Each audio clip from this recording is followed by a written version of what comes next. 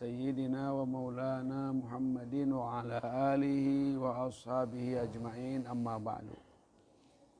Kita teruskan sekarang hadis yang ke-10. Kita baca bareng. Bismillahirrahmanirrahim. Bismillahirrahmanirrahim. An Anasin radhiyallahu anhu. An Rasulillah sallallahu alaihi wasallam. Qala yatba'ul maita salasatun ahluhu wa maluhu wa amaluhu fayarji'u usnani wa yabqa ma'ahu wahidun yatba'uhu ahluhu wa maluhu wa amaluhu fayarji'u ahluhu wa maluhu wa yabqa amaluhu. An Rasulillah sallallahu alaihi wasallam qala yatba'ul maita ahluhu wa maluhu wa amaluhu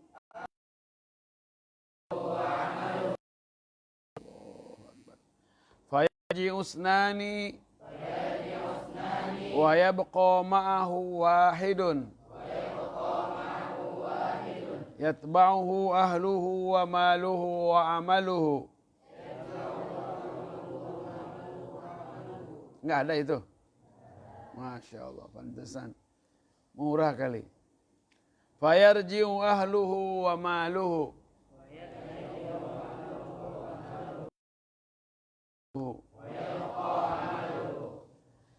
dari Anas radhiyallahu anhu, dari Rasul sallallahu alaihi wasallam, qala, beliau bersabda, yatba'ul maita salasatun, yang mengikuti mayit itu ada 3 perkara. Ahluhu, keluarganya, ikut ngantar, kecuali sedang banyak corona. Wa maluhu, juga ikut mengantar hartanya, maluhu, hartanya. Wa amaluhu, dan amalnya. Keluarganya ahluhu, hartanya maluhu, amalnya amaluhu. Ayarji usnani wa yabqa ma'ahu wahidun. 2 kembali, 1 bersamanya, ma'ahu yabqa, tetap. Fayarji'u usnani, 2 pulang. Yarji'u, pulang. Isnani, 2. Wa yabqa, dan tetap. Wahidun, 1. Yatba'uhu ahluhu wa maluhu wa amaluhu. Mayat itu diikuti oleh keluarganya, hartanya, dan amalnya. Fayarji'u ahluhu wa maluhu. Ahlinya, keluarganya, maluhu, dan hartanya kembali. Wa yabqa amaluhu, dan tetaplah amaluhu, amalnya. Mayit, orang yang sudah meninggal. Semuanya kita akan jadi mayit. Kematian dalam Quran itu diantaranya disebut yakin. Wa'bud rabbaka hatta ya'tiyakal yakin kepada Tuhanmu sampai datang kepadamu namanya al-yakin. Ulama mufassirin menyebutnya adalah mati. Al-yakin itu artinya mati. Orang yang punya agama, tidak punya agama, yakin dirinya mati. Beragama ataupun tidak, muslim ataupun non-muslim, kalau tidak boleh nyebut kafir, mukmin ataupun non-mukmin, gitu. Gitu kali ya. Mukmin ataupun kafir, wayan aja terpaksa nyebut kafir. Kafir ataupun mukmin, muslim, percaya, yakin dirinya mati.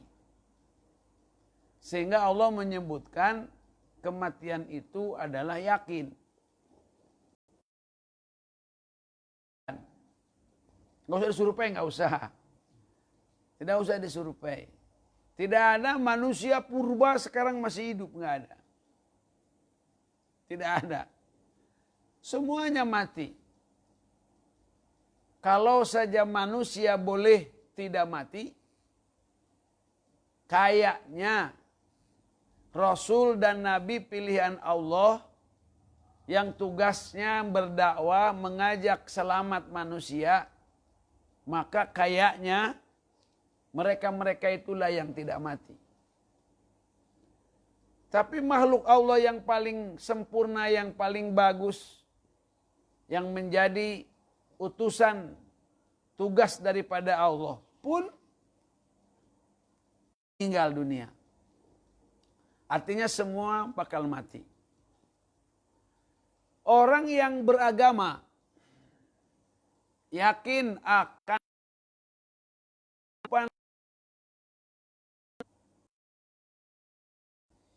orang beragama apapun tidak beragama yakin. Orang beragama yakin ada kehidupan setelah mati. Semua agama mengajarkannya balasan. Ada hidup setelah mati. Maka ada moral. Ada aturan akhlak. Ada ibadah. Karena ada balasan. Akan dibalas dengan kebaikan. Berbuat jahat akan dibalas dengan siksaan. Itu orang beragama yakin. Walaupun orang yang mati tidak pernah kembali lagi. Jangan dianggap kalau Nabi bercerita kematian itu Nabi tidak tahu tentang kehidupan setelah mati. Karena orang mati tidak pernah kembali lagi. Yang membuat manusia kan Allah. Yang ngutus Rasul itu Allah.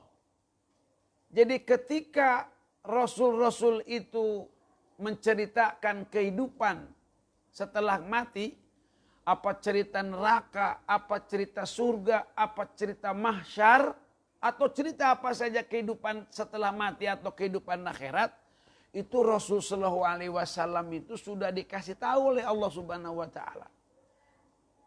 Sudah melihat, malah Rasul mah sudah masuk ke surga.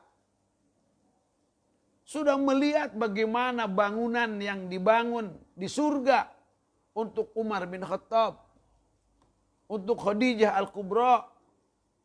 Malah Rasul pernah mendengar terompahnya siapa? Bilal bin Rabah. Itu di surga.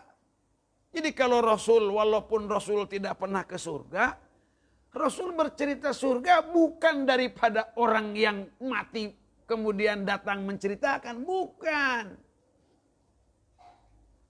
Kecuali nenek lampir aja yang tidak akan percaya kepada kehidupan setelah mati. Nah, kita hidup di sana itu beda dengan hidup di sini. Karena di sana tidak ada mati lagi, hidup terus. Dan hidupnya bukan karena makan. Ulangi lagi, hidupnya bukan karena makan. Tapi menurut berita di sana kita akan merasakan yang namanya haus. Yang namanya lapar. Yang namanya sakit. Yang namanya sedih. Juga akan merasakan namanya gembira. Namanya senang. Namanya nikmat. Makanannya itu bukan makanan dunia. Tapi makanan itulah amal itu. Ini berbedanya antara orang beragama. Islam memandang bahwa nanti buah-buahan, tumbuh-tumbuhan, makanan-makanan enak Allah ciptakan daripada amal kita berupa zikir misalkan. Kita baca subhanallah, nanti ada buah namanya buah hamdi. Makan nikmat luar biasa. Berbagai macam buah ada. Tapi tumbuhnya berdasarkan daripada zikir yang kita bacakan. Makanya amal sekarang ini akan a'rad. Tapi nanti di sana amal itu bagaikan ajzam. Maksudnya apa nih? Contoh misalkan kita sholat. Ya sholat itu kan sebuah perbuatan. Apa bentuknya sholat? Sebuah perbuatan itu namanya sebuah amal. Tapi nanti sholat itu bakal jadi badan. Bakal jadi bentuk. Bisa berupa bidadari. Bisa berupa bidodoro kalau perempuan. Bisa berupa hidangan. Bisa berupa lampu yang menerangi. Cahaya. Bisa macam fasilitas hidup, kenikmatan hidup. Padahal asalnya adalah amal. Ulangi lagi. Asalnya amal. Nah, orang mati biasanya diikuti oleh 3 perkara. Begitu kira-kira. Nabi ini menasihati kita. Kalau orang mati itu sudah punya aktivitas. Kalaupun dia mandi harus dimandiin. Kalaupun dia ini harus pakai baju, harus dikapanin.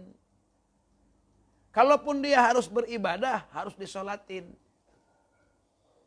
Karena nggak bisa lagi sholat sendiri. Loh, bagaimana disebut mayit kalau masih bisa mandi sendiri? Nah, jadi kalau kamu nggak bisa mandi, nggak mandi ini mayit.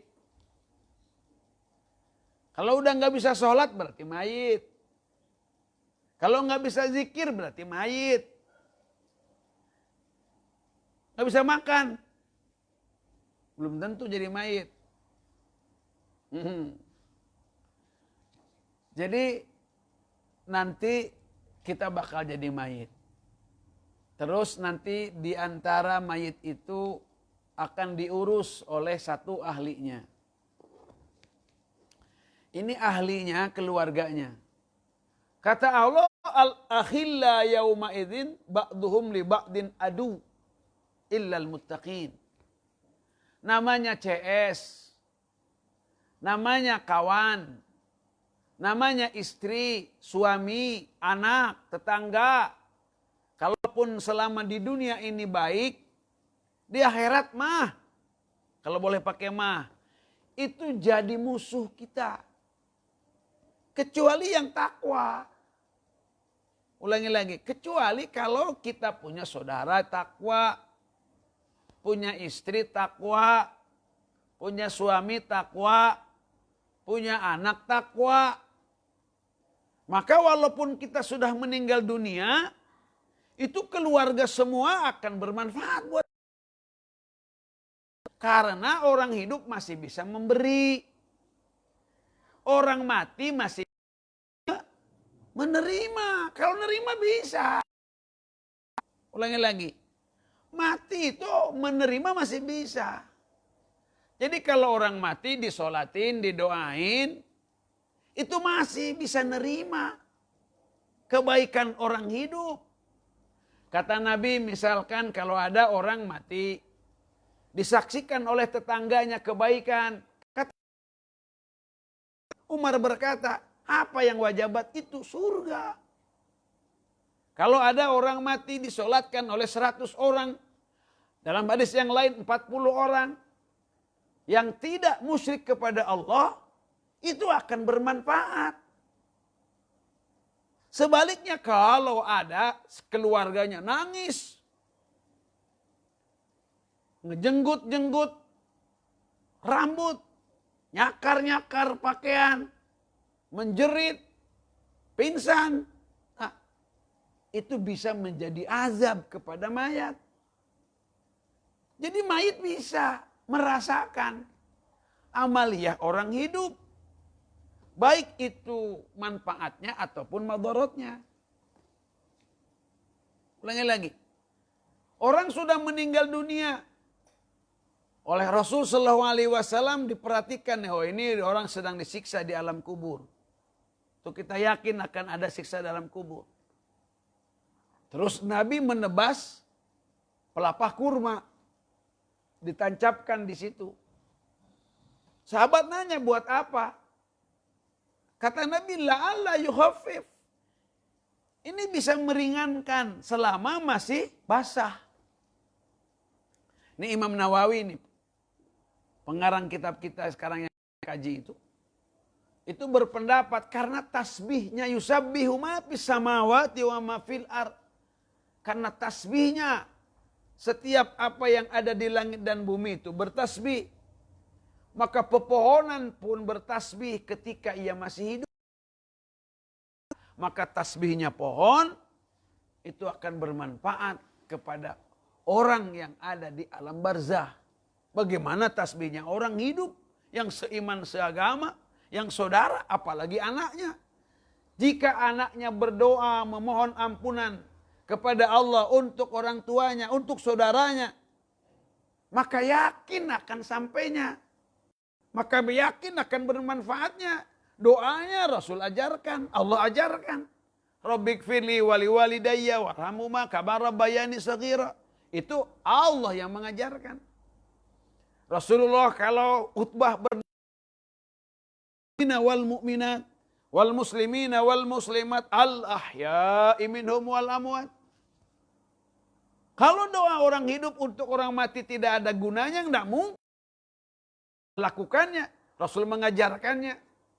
Malah akan salam kepada orang yang sudah mati. Orang mati disalamin. Kalau tidak ada manfaatnya untuk orang yang mati, buat apa Rasul ngajarkan? Doa orang mukmin itu bisa membuat atakah, bisa membuat kebebasan. Makanya Masya Allah, kalau ada orang tua sudah meninggal dunia, anaknya ini, cucunya ini bisa menyelamatkan dirinya daripada siksa kubur, siksa neraka. Subhanallah, betapa bahagianya kalau jadi orang tua, punya anak. Anaknya berdoa setiap saat. Anaknya berdoa setiap waktu sholat. Sampai-sampai nanti Allah menyatakan, Inni astahaitu an u'adzib hadzal rajul. Aku malu menyiksa orang ini. Karena anaknya, cucunya senantiasa mendoakan, memohonkan ampunan. Subhanallah, nikmat amat kita kalau kita punya keluarga yang soleh, keluarga yang baik, keluarga yang bisa terus memberikan manfaat.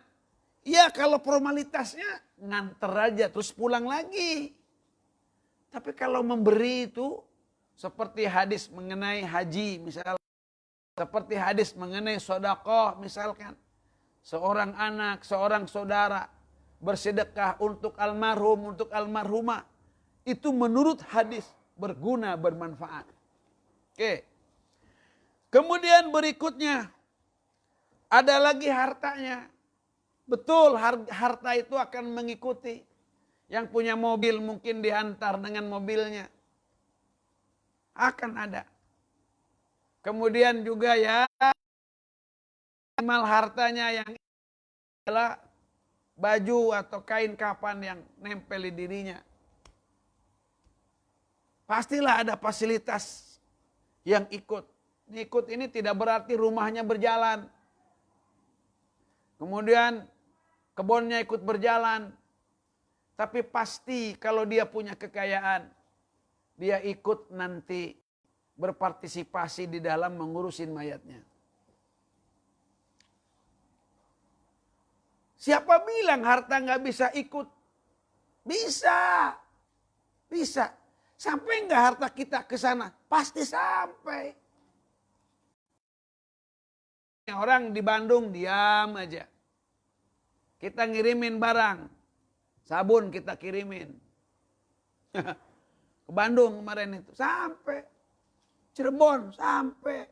Sabun kita dikirimin. Di Solo diam aja.